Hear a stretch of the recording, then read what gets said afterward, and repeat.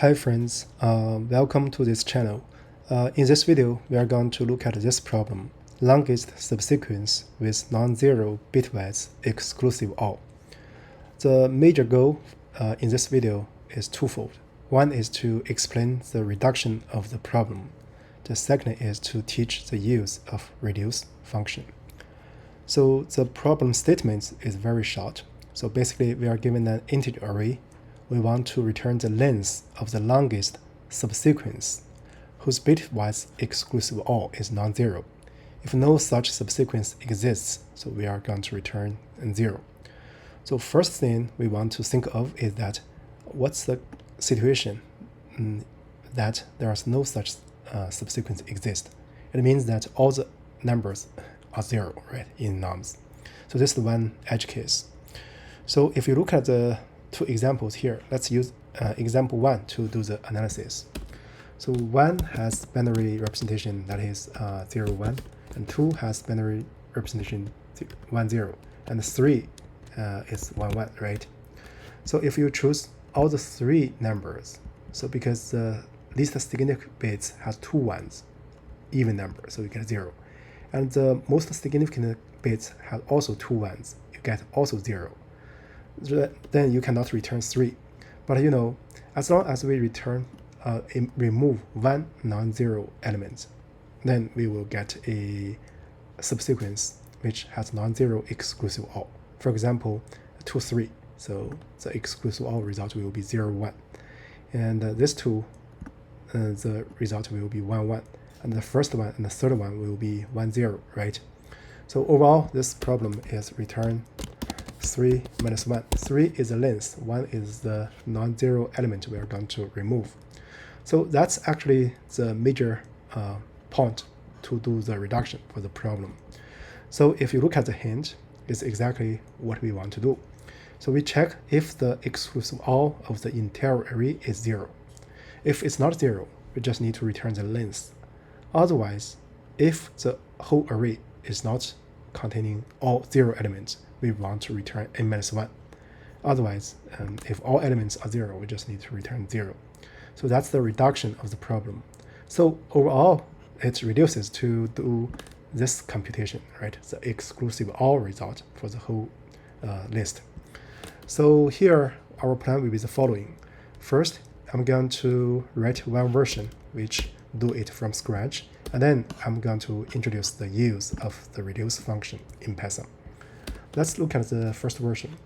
I'm doing a check first. If set nums, if this guy equals 0 set, right? So we are going to return 0. And then we are going to compute the exclusive OR result for the whole array. So we can do this easily with a for loop for y in nums. So here we don't need to track the index because exclusive OR is commutative, right?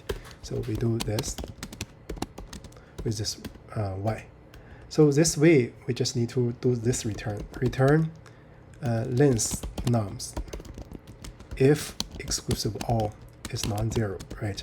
Otherwise, because we have already checked this situation, so we are going to return length nums minus 1. That's actually the whole code for this problem. So we can do a test. Yeah, it passes all the cases. So now you see that the whole thing is reduces to here. And then we can have 2 more lines if we write it like this. So we just get this line and this line. Then the whole thing is to compute this one. So we can use one line to compute this. So by using the reduce function. So for convenience, I have imported this function. It's a method as a func_tool module. So let me copy this function signature and put it here. Use this one as version v1. So now I'm going to copy this line, right?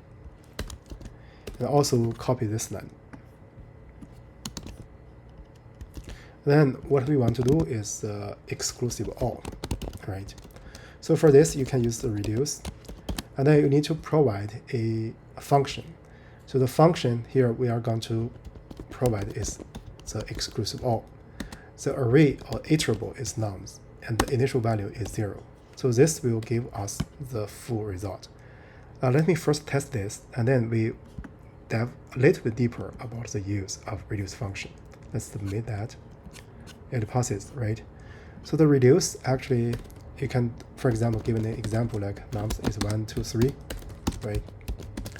1, 3, 2, 3. If I want to compute the sum, right? So we can do reduce. So use operator add, then give this one, given an initial value. So this will give you 6, right? But if you have different initial values, for example, here you use 10, so you're going to get 16, right? You can provide any initial value. So this is the one.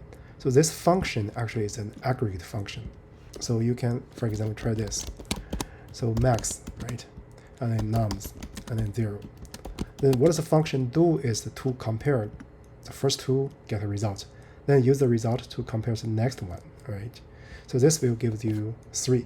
Or you can try this, reduce minimum, right? So nums, and then you can get, so here 0. So you can provide, right? So let's see, we provide a very, so here max, you provide a very small one. Let's see, for example, -100, right? So here you provide, so see, we want to, you provide a very big one, so larger than all those. This gives you 1, right? So this is the use for the reduce function. So the main thing is that you need to provide this aggregate function. So some people may argue that if I don't know this one, exclusive OR as operator, or I don't know this operator module, what can you do? Here you have 2 methods. So let me copy this here. So let me change this one to be version v2.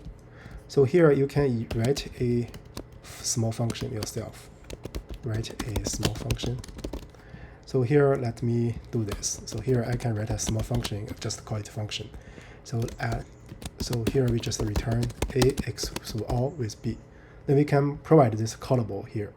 So you can see here. Then you can submit and test, right? So this is the one way. Another way is that, let me copy this one and change this one to be version v3. What you can do is to use lambda function. So here, what we want to do is you provide a lambda function, and then the argument, 2 arguments, then map to a exclusive OR with b. So you can also do a test directly. Yeah, it passes all the cases. So up to now, we can conclude the video. So here we explained the reduction of the problem, which actually you can interpret from the hint. And then we explained how to use the reduce function. Here we provide 3 ways to provide the reduction function. Either use built-in ones, or you write a small function by yourself, or you use a lambda function. So with that said, that's it. If you like this video, you are welcome to sum up and also share with your friends. So actually we have a big YouTube channel which contains more than 20 playlists consisting different problem types from LeetCode. Hopefully those will help you practice. With that said, thank you.